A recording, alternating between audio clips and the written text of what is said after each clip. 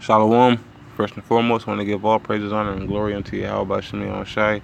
Double honors unto the elders and the apostles, a great millstone. Peace and salutations to the Akim out there in the four corners, teaching the truth and sincerity.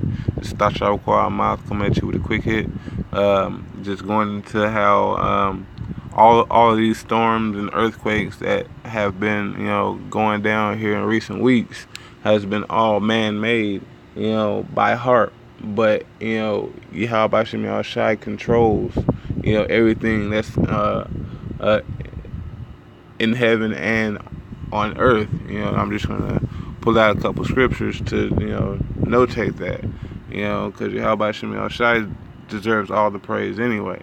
But this is Colossians chapter 1 verse 16. It says, For by him were all things created, that are in heaven and that are in earth, visible and invisible, whether they be thrones or de- Salakia, denominations, or principalities or powers. All things were created by him and for him.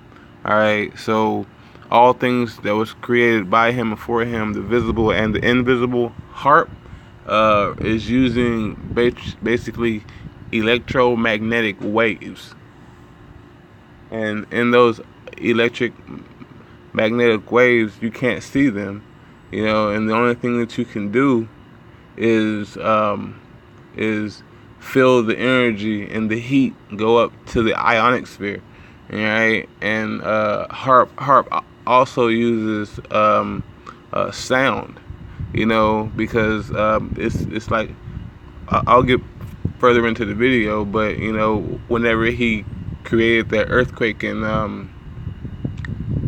Mexico, it was all due to uh, uh, sound, because it was like a subwoofer. Subwoofer, you can feel, the vibration of the sound, but you can't see it. So, yeah, Colossians chapter 1 verse 16. All right, for by him were all things created that are in heaven and that are in earth, visible and invisible. All right, so the electronic waves, the sound waves, was all created by Yahweh Shem Shai, whether they be thrones or denominations or principalities or powers. All things were created by him and for him. Same thing with the wind. You can't see the wind, but you feel it. All right, it's there. Okay, so I'm gonna get Proverbs, Proverbs chapter 30, verse 4. It says, Who hath ascended up into heaven, or descended? Who hath gathered the winds in his fist? Who hath bound the waters in a garment? Who hath established all the ends of the earth? What is his name and what is his son's name, if thou can tell? Alright, so it's been Yahweh Shemi Shai, that has been controlling and dictating everything. Alright, harp came around through the will of Yahweh Shemi Shai, because Yahweh Shemi Shai works on the minds of men in their sleep. Just like he worked on the minds of men to create these nuclear bombs that will be used. He also used their so-called intellect, their wisdom of this world, to create harp. All right, I'm just going to go into this video, because this video basically hits on all points. This is Cabo Verde, and this is Hurricane Irma before it was officially a hurricane. Now it's finally came into shape, more circular shape. There's no eye yet, but it formed right above Cabo Verde Islands, where these technologies exist. So let's go forward again in time. August 30th, boom. You can totally see now it's creating a classic hurricane looking spindle. The arms of the hurricane over here, the bottom arm, the upper arm. Cabo Verde is right here. So this Hurricane Irma over here was born, where these frequencies exist. I'm going in time, going forward in time. Boom. And look, now it has the eye. This is August 31st. It already has the eye. This is Irma. And it's gaining more and more power. I'm gonna zoom out a little bit. So the islands that we were looking at, they're pretty tiny, but they're right here is the one set, and the other set is pretty much over here. So yeah, totally controlling this. And it's important that we talk about these kind of things and not put a blind eye to it, because this technology also exists on the other side of the planet, going over here to United States, actually Baja California. There's an island called Guadalupe Island, and it uses the same kind of technology. And just for edification purposes, you know, over there at the Guadalupe Islands, you know, whenever they use that same technology, they used it to cause that earthquake. All right, and we can get right into that. Slovakia. Yeah.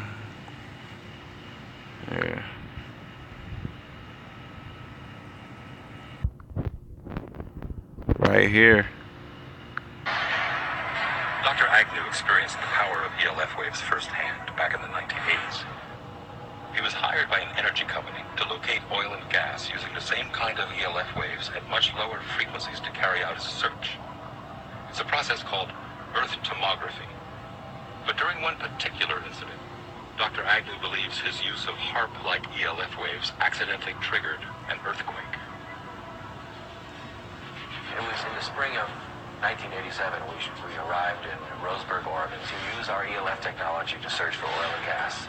Setting up that day, we had a little bit different results than we expected, because the instant that we energized it, there was between a 4 and 4.5 on the Richter scale earthquake that occurred. We were so amazed about what seemed to be cause and effect. We get to an area that has a high propensity for earthquakes, in an area known as the megathrust of the Pacific Northwest. We turn it on, and an earthquake occurs. Dr. Agnew demonstrates how he may have triggered the quake. This is a scale model of what the area looked like in Oregon when we scanned for oil and gas in 1987. The strata right here represents the megathrust area underneath the ground.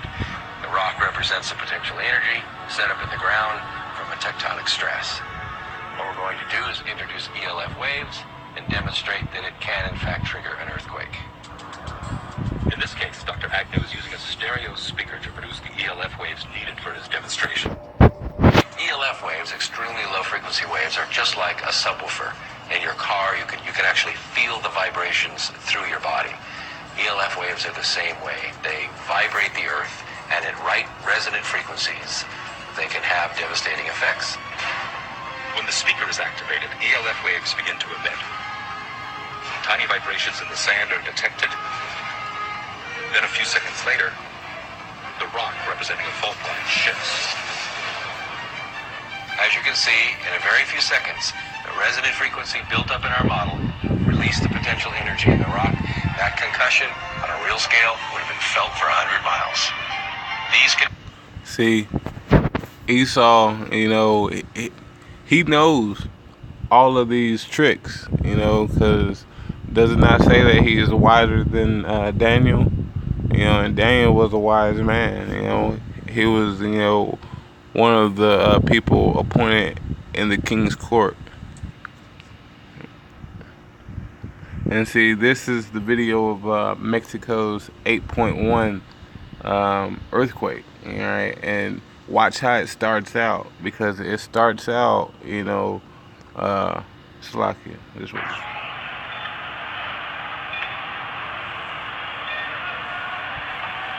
Before the earthquake.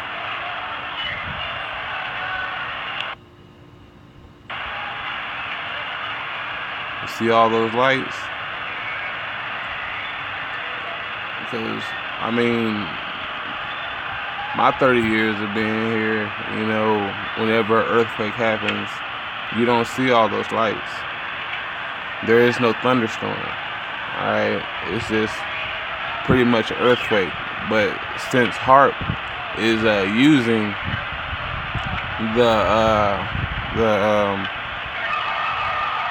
ELS waves, alright, they're going out, and he's basically using energy from the ionic sphere to come down and to hit the earth like a subwoofer, and everything starts shaking. Alright, so Esau is really trying to be the Most High, you know. Isn't that let's get it. Isn't that Salakia? I don't want to make this long, but hey, Obadiah chapter 1 verse 8. Salakia.